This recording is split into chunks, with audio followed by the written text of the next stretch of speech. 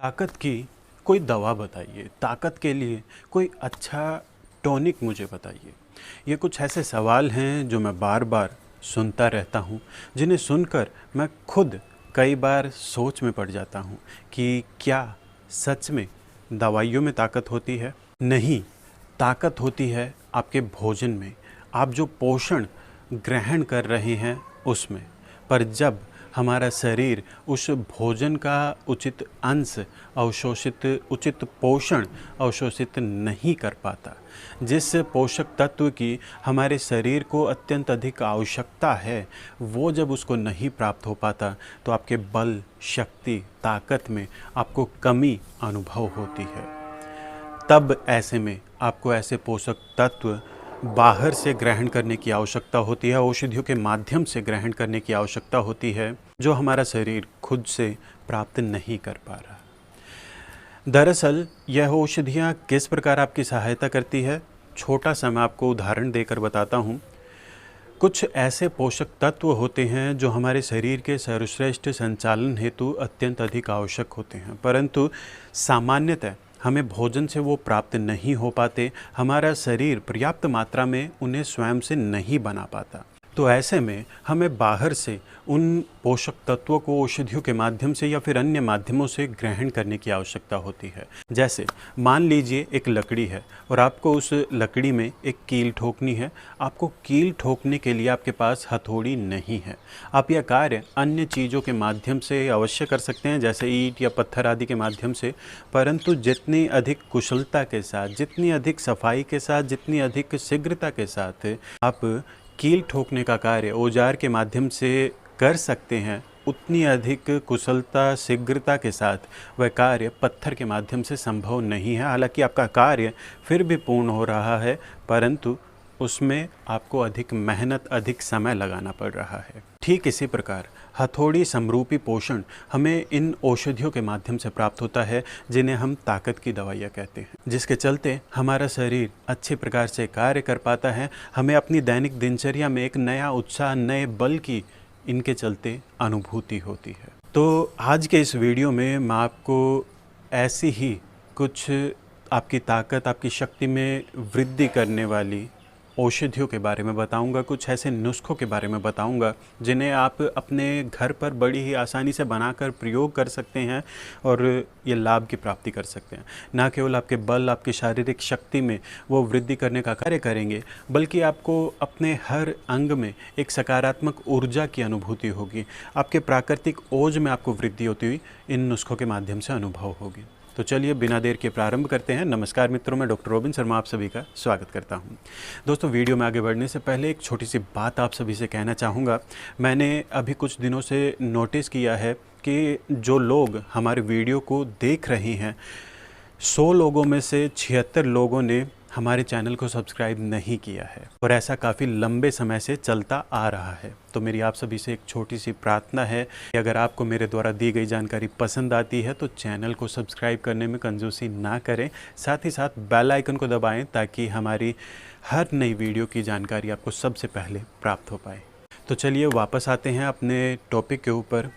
यदि आप किसी भी ऐसी औषधि का प्रयोग करने का विचार कर रहे हैं या कोई ऐसा टॉनिक आप प्रयोग करने का विचार कर रहे हैं जिससे आपके ताकत में वृद्धि हो, आपके बल, आपके वजन में वृद्धि हो, तो उससे पहले आपको कुछ चीज़ों का अवश्य ध्यान रखना चाहिए। सबसे पहला है निदान परिवर्जन, अर्थात कारणों से दूरी बनाएं। यह कारण विभिन्न प्रकार के शारीरिक और मानसिक दोनों हो सकते हैं, तो इस बात का आप अवश्य ध्यान रखिएगा। सबसे पहले आपको कारणों से दूरी बनानी होगी। दूसरा, आपको इस बात का ध्यान रखना होगा कि आपका पाचन तंत्र सबल बना रहे। पहले आपको अपने पाचन तंत्र की कमजोरी को दूर करने का प्रयास करना होगा, अन्यथा इन औषधियों का उचित पोषण आप नहीं प्राप्त कर पाएंगे, संपूर्ण लाभ आपको नहीं प्राप्त हो पाएगा। जैसे लकड़ी में कील ठोकने के लिए आपको हथौड़ी तो प्राप्त हो जाए, परंतु आपके हाथों पर तेल लगा हो, तो ऐसे में आप हथौड़ी को अच्छी प्रकार से ग्रहण कर कील को नहीं ठोक पाएंगे, उसे अच्छी प्रकार से नहीं पकड़ पाएंगे।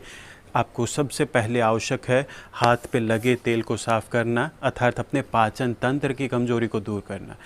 तत्पश्चात ही आपको किसी भी औषधि का प्रयोग प्रारंभ करना चाहिए। चलिए अब कुछ आसान आयुर्वेदिक नुस्खों के बारे में बात कर लेते हैं, परंतु इन नुस्खों पर आगे बढ़ने से पूर्व मैं आप सभी को बता देना चाहूँगा, मैं ये नुस्खे यह सोचकर आपको बता रहा हूँ कि आपका पाचन तंत्र सबल है, इन नुस्खों को अच्छी प्रकार से वो पाचन कर पाएगा।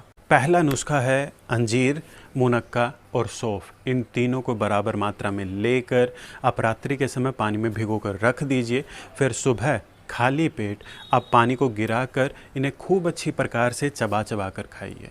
ताकत बल में वृद्धि करने के साथ साथ नया खून, नई ऊर्जा आपके शरीर में यह बनाने का कार्य करेगा। आपकी सप्त धातुओं को पोषण प्रदान करने का यह कार्य करेगा। साथ ही साथ पाचन तंत्र पर भी बहुत अधिक दबाव यह नहीं डालता है, बल्कि कब्ज और गैस एसिडिटी की समस्या में यह प्रयोग लाभ आपको प्रदान करता हुआ दिखाई देगा। आरंभ में थोड़ी मात्रा के साथ इसका प्रारंभ कीजिएगा, धीरे धीरे आप मात्रा को बढ़ा सकते हैं। दूसरा आसान घरेलू प्रयोग है भोजन के पश्चात खजूर का सेवन दूध के साथ करना। लगभग आधे से 1 घंटे पश्चात भोजन के पश्चात आप 1 से 2 खजूर चबा चबा कर खाइए और फिर ऊपर से आप अपनी इच्छा के अनुरूप जितना भी दूध आप पीना चाहें उसे आप पी लीजिए। धीरे धीरे खजूर की मात्रा को आप बढ़ा सकते हैं, परंतु आपको यहाँ ध्यान रखना है, आपको खजूर का ही सेवन करना है, ना कि छुहारों का। इस बात का आपको विशेष तौर पर ध्यान रखना चाहिए। तीसरा आसान घरेलू प्रयोग है केले का सेवन, परंतु एक विशेष समय पर। भोजन के पश्चात अपनी क्षमता के अनुरूप केले का प्रयोग करने पर न केवल आपके बल, आपकी शक्ति में वृद्धि होगी, बल्कि आपके वजन में भी यह वृद्धि करता हुआ दिखाई देगा। परंतु यहाँ भी आपको प्रारंभ आधे से 1 केले के साथ ही करना चाहिए। धीरे धीरे आप मात्रा को बढ़ाकर 3 या 4 केले तक, या फिर जितनी आपकी क्षमता है वहाँ तक ले जा सकते हैं। एक बात का हमेशा ध्यान रखिए, Rome was not built in a day. Rome एक दिन में बनकर तैयार नहीं हुआ था, परंतु तबाह एक दिन में हो सकता है। रोम रूपी आपके शरीर को तबाह करने का यह कार्य कुछ अंग्रेजी विशेष दवाइयाँ बड़ी ही खूबसूरती के साथ करती हैं। तो ताकत और बल में वृद्धि करने के लिए अंग्रेजी दवाइयों का प्रयोग बहुत ही सावधानी और बहुत ही ध्यान के साथ आपको करना चाहिए, अन्यथा आपको भविष्य में पछताना पड़ सकता है। चलिए वापस आते अपने टॉपिक पर। अश्वगंधा और विधारा, इन दोनों को खूब अच्छी प्रकार से कूट छान कर इनका बारीक चूर्ण बना लें और फिर 5 से 8 ग्राम की मात्रा में सुबह शाम भोजन के पश्चात 5 से 8 ग्राम शुद्ध देसी घी और लगभग 2 बड़ा चम्मच शुद्ध शहद के साथ मिलाकर इसका सेवन आप कीजिए। अत्यंत ही सकारात्मक प्रभाव आपको कुछ दिनों के प्रयोग से दिखाई देना प्रारंभ हो जाएगा। यह नुस्खा बाजार में बना बनाया अश्वगंधादि चूर्ण के नाम से उपलब्ध भी है। आपकी सुविधा के लिए मैं आपको बता रहा हूँ। इसके अलावा मेरा एक अत्यंत ही विश्वसनीय प्रयोग मैं आपको बताता हूँ, और वो प्रयोग है उड़द की दाल की खीर। इसके बारे में मैं अपने पुराने चैनल पर कई बार आपको बता चुका हूँ, परंतु जैसा आप सभी को पता है कि मेरा चैनल हैक हो गया है और हैकर ने मेरे सारे वीडियो डिलीट कर दिए हैं, तो वो पुराने वीडियो उपलब्ध नहीं है, इसलिए थोड़ा सा जल्दी से मैं इसके बारे में बता देता हूँ। धुली हुई उड़द की दाल को आपको पानी के अंदर भिगोकर लगभग 12 से 24 घंटे, जो भी आपको सुविधा लगे, भिगोकर रख दीजिए। फिर पानी को गिराकर आप घी के अंदर उस दाल को सेक लीजिए जब तक कि वो लाल ना हो जाए। इसके पश्चात हल्का सा इसे आप दरदरा कूट लीजिए या दबा लीजिए।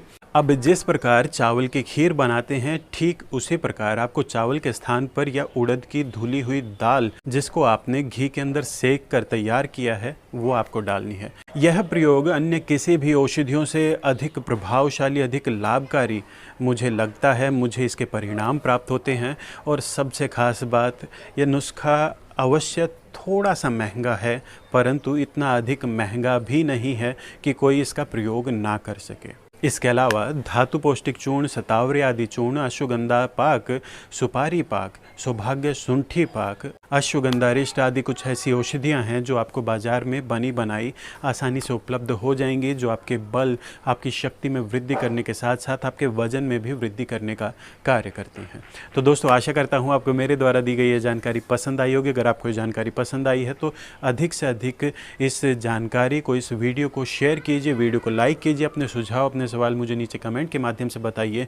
और अगर आपने अभी तक हमारे चैनल को सब्सक्राइब नहीं किया है कृपया इसे सब्सक्राइब करें। अभी आगे जाता हूँ, मिलते हैं अगले वीडियो में। नमस्कार।